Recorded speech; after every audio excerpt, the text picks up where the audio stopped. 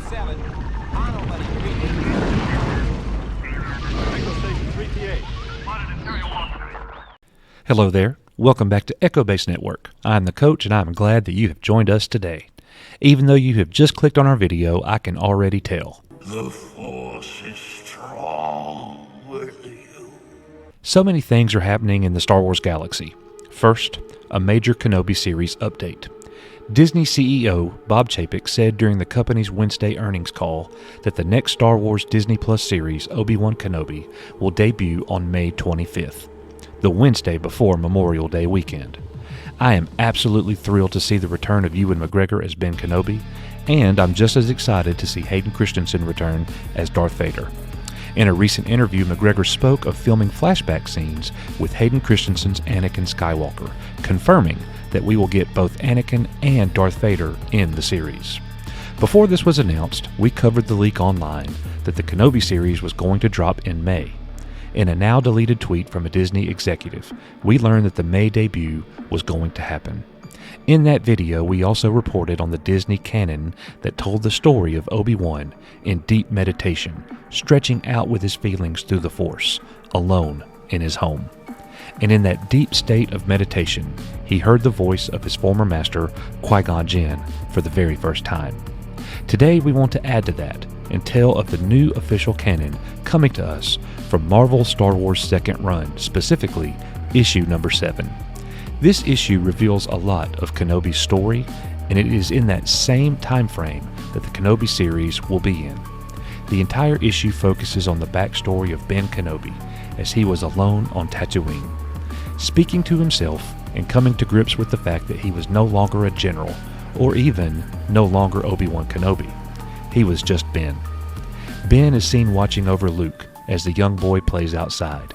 Ben says to himself, "Instead of Sith Lords and bounty hunters, my days have been spent battling monotony and inactivity. I should have been busier than ever. I should have been training the boy, but his uncle never allowed it, and I suppose there was a part of me that couldn't blame him. The last Skywalker I tried to train was gone. They were all gone. All the Jedi, and sometimes I wondered if I should have gone with them." A group from Jabba's palace had been out, robbing people of their water. Remember, water on Tatooine is extremely valuable. As they were making their rounds through the nearby moisture farmers, they stumbled upon a young boy who was playing outside, alone. As Ben had been watching over Luke from a distance, he heard the shouts from Uncle Owen and Aunt Beru. "Luke, where are you?" They were worried. It was nighttime, and Kenobi went searching for Luke. The old Jedi single-handedly rescued young Luke and returned him to his home. Ben also returned all of the stolen water to the moisture farmers. Jabba was outraged, but nobody knew who Ben was or where he came from. The issue ends with Ben Kenobi standing upright in strength, with his lightsaber ignited. "My name is Obi-Wan Kenobi, the last of my order."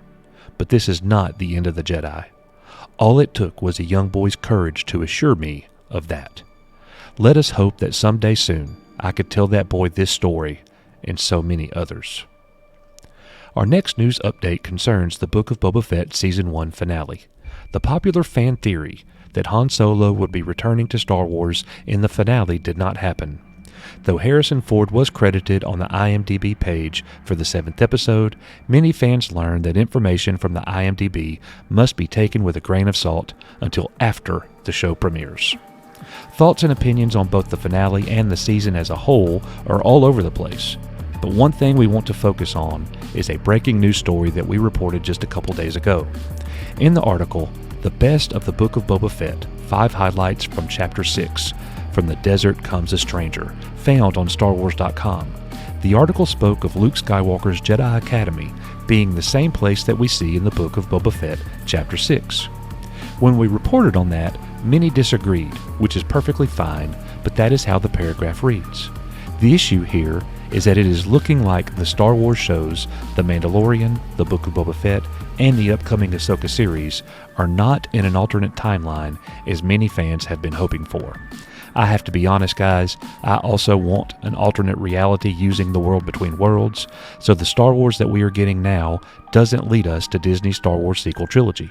And now, after the finale of the Book of Boba Fett, many news outlets are reporting that the events from the Book of Boba Fett confirm that there is no alternate timeline taking place.